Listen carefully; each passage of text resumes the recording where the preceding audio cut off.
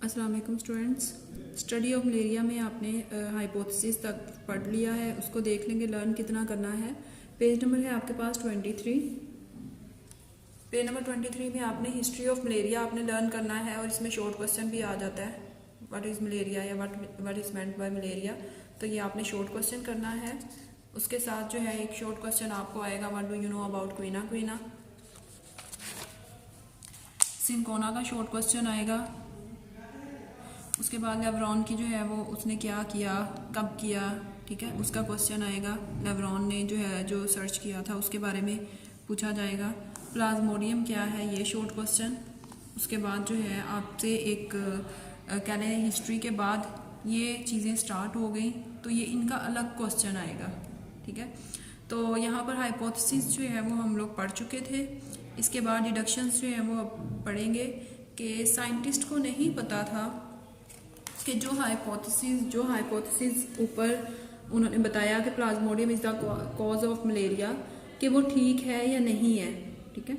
लेकिन अब उन्होंने इसको लेके चलना भी था। तो जब डिडक्शंस उन्होंने बनाई हाइपोथेसिस को देखते हुए, जो हाइपोथेसिस पेश की गई कि Plasmodium is the cause of malaria, तो डिडक्शंस क्या थी कि इफ देन कंडीशन आती है ना डिडक्शंस में। If plasmodium is the cause of malaria, then all person ill with malaria should have plasmodium in their blood. अब डिडक्शंस क्या आई कि अगर प्लाज्मोडियम ही मलेरिया की वजह है, अगर प्लाज्मोडियम ही मलेरिया की वजह है, तो जितने पर्सन्स हैं, जितने लोग हैं, वो जो बीमार हो रहे हैं मलेरिया के साथ, उनके ब्लड में प्लाज्मोडियम होना चाहिए। मतलब आपके पास अगर 100 पेशेंट्स हैं मलेरिया से, तो उन्होंने कहा कि अगर मलेरिया फैलाने की वजह ही प्लाज्मोडियम है तो उन 100 पेशेंट्स का ब्लड टेस्ट किया जाए और उसके अंदर भी प्लाज्मोडियम ही होने चाहिए। ये उनकी डिडक्शंस थी, ठीक है। अब डिडक्शंस के बाद नेक्स्ट स्टेप था एक्सपेरिमेंट।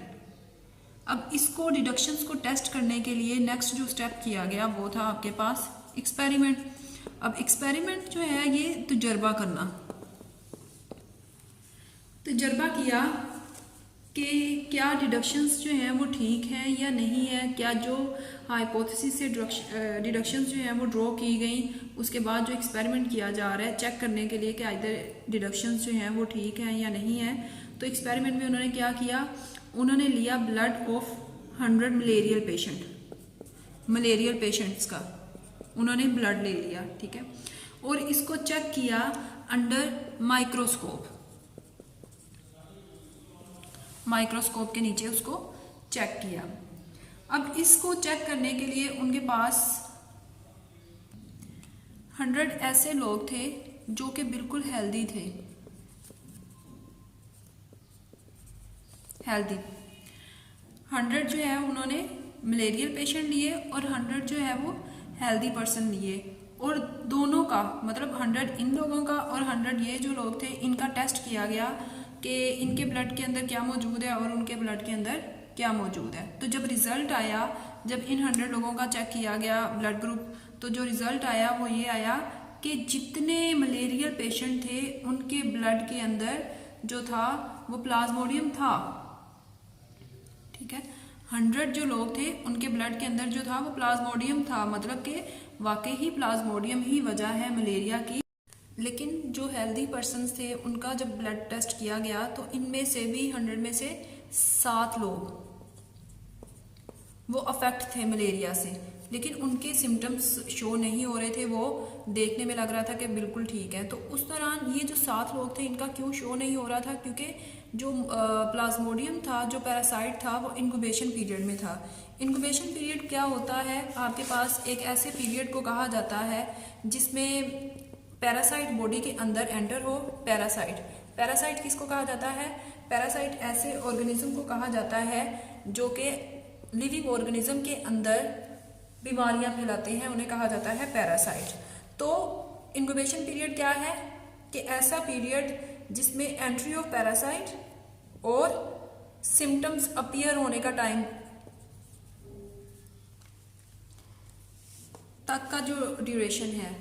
अब यहाँ पर आपके पास देखें कि पैरासाइट मतलब कि उनके बॉडी के अंदर पैरासाइट एंटर हो चुका है, लेकिन अभी सिम्टम्स अपीयर नहीं हुए, अभी जो इलामात हैं वो अपीयर नहीं हुई, इसलिए वो क्या है, इंक्यूबेशन पीरियड में है और आपको देखने में लग रहा है कि वो हेल्दी हैं। लेकिन उन हेल्दी जो पर्सन थे उनका भी जब टेस्ट किया गया तो उन हेल्दी लोगों में से भी 7 जो लोग थे वो क्या थे, बीमार निकले, मलेरियल पेशेंट निकले। अब तो रिजल्ट बहुत क्लियर था आपके सामने कि प्लाज्मोडियम ही मलेरिया की वजह है, कि जो प्लाज्मोडियम है उसी की वजह से जो है वो मलेरिया होता है।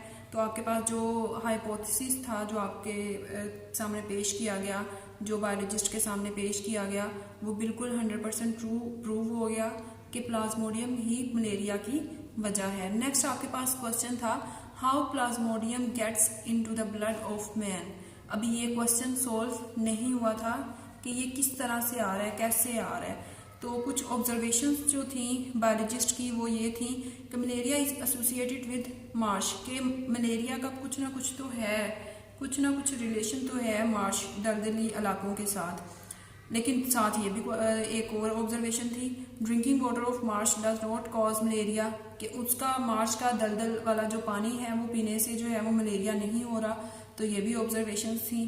तो इसको सॉल्व करने के लिए, इसको देखने के लिए एक साइंटिस्ट जो है वो AFA किंग वो आया, उसने इसके बारे में कुछ ऑब्जर्वेशन दी जिससे थोड़े से जो क्वेश्चन जो थे हमारे माइंड में उसको सॉल्व करने के लिए कह लें एक बड़ा पॉजिटिव स्टेप था। तो इंशाल्लाह नेक्स्ट लेक्चर में इसको डिस्कस करेंगे AFA किंग को।